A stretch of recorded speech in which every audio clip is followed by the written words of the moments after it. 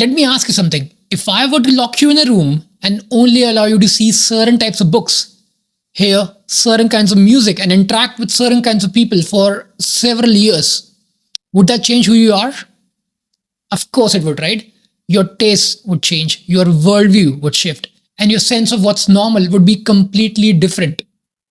This is precisely what's happening to billions of people right now. We are living through the greatest psychological experiment in human history, and we are all test subjects. Every platform you use, and even the ads that follow you around the internet, is running algorithms designed to predict and modify your behavior. But here's what most people don't understand: these algorithms don't just predict what you'll click on next, they actively shape who you become. You might not want to hear this, but the person you believe yourself to be right now is not actually you. It's a curated version of you, carefully crafted by algorithms that know you better than you know yourself. And the scariest part, you've been collaborating without even realizing it. Today, we're going to examine how recommendation algorithms don't just show us content, they actively reshape our identity by amplifying certain traits and suppressing others until we lose touch with who we really are. You open your go to app, you like one post about something: fitness, cooking, politics, whatever. The platform shows you more of that content. You engage with that post too, because why not? But algorithms don't just give you more of the same, they give you more extreme versions because extreme content gets bigger reactions. So you go from casual interest to total obsession. Without choosing it, this random thing you once liked becomes part of who you are. The algorithm shaped your identity. But here's the important question: was this actually part of who you really are, or did you just accidentally click on something that sent you down a rabbit hole? To be honest, I don't have a problem with some traits that these algorithms amplify. The problem is that for every trait the algorithm decides to amplify in you, there are countless others it decides to suppress.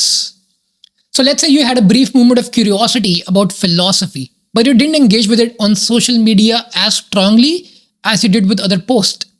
The algorithm notes this too and decides you're not interested in philosophy. So it stops showing you philosophical content entirely. Years later, you might think you're not just into philosophy anymore, never knowing the algorithm made the decision for you.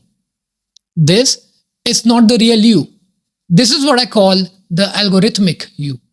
Algorithmic you is a version of you that has been amplified in certain directions and diminished in others. Not based on your authentic nature or conscious choices, but based on what keeps you engaged with the screen. And now you've been optimized not for your own growth, but for corporate profit. Let me explain how this process works so you have a better chance of getting out of it. The algorithm operates on what psychologists call intermittent reinforcement. It's the same principle that makes gambling addictive. Sometimes you get rewarded with content that genuinely interests you, and sometimes you don't. This unpredictability keeps you coming back, constantly seeking that next hit of satisfaction. But this is not how humans are supposed to learn about themselves. Throughout history, humans learned who to be by observing and imitating the people around them.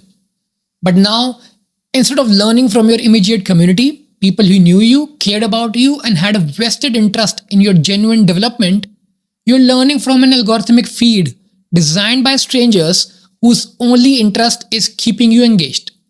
And they've figured out exactly how to do it. Social media has discovered something that meditation teachers and philosophers have known for centuries. Attention is the most valuable resource you possess. Your attention literally creates your reality.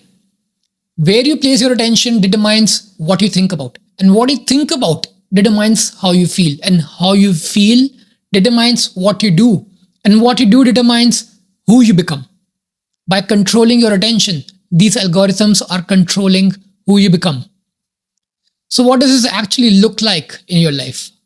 That feeling you have of knowing yourself, your interest, your values, your personality is largely an illusion created by consistent algorithmic reinforcement.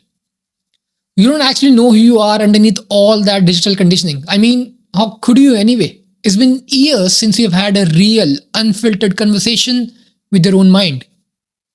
Now you might be thinking, but I choose what to engage with. I'm in control of my social media consumption. This is what psychologists call the illusion of choice. Yes, you are technically making choices, but you're making choices from a menu that has been carefully curated to lead you in specific directions. Think about it. You don't choose what the next reel or shorts is going to be, right? You don't choose what the top 10 movies or shows will be. You're choosing from their menu. So, how do we break free from this? First, diversify your inputs. Break out of these online filter bubbles. Read books written before social media existed and spend time with people who don't live online.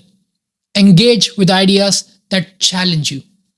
Second, practice digital fasting. Regular breaks from social media feeds let your mind reset and discover what you actually like instead of algorithms telling you what you like. Third, build your attention span. Read or listen to long form content. Meditate. Do things that require patience and learn to tell the difference between real curiosity and algorithmic suggestions. Finally, curate your own experience. Stop letting algorithms choose for you. Actively decide what you consume based on who you want to become. The companies behind this platform employ some of the smartest psychologists, neuroscientists, and behavioral economists in the world. Their entire business model depends on understanding your psychology better than you understand it yourself.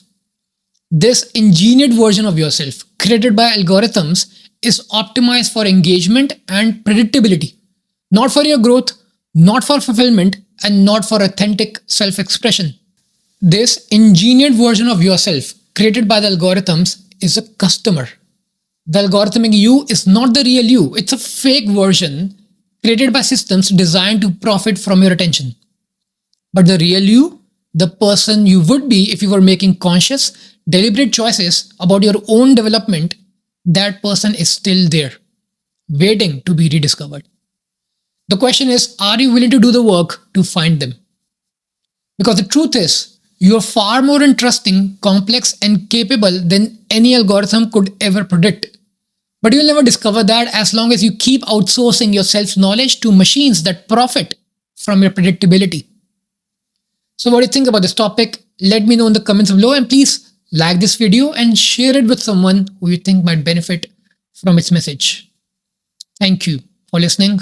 See you in the next one.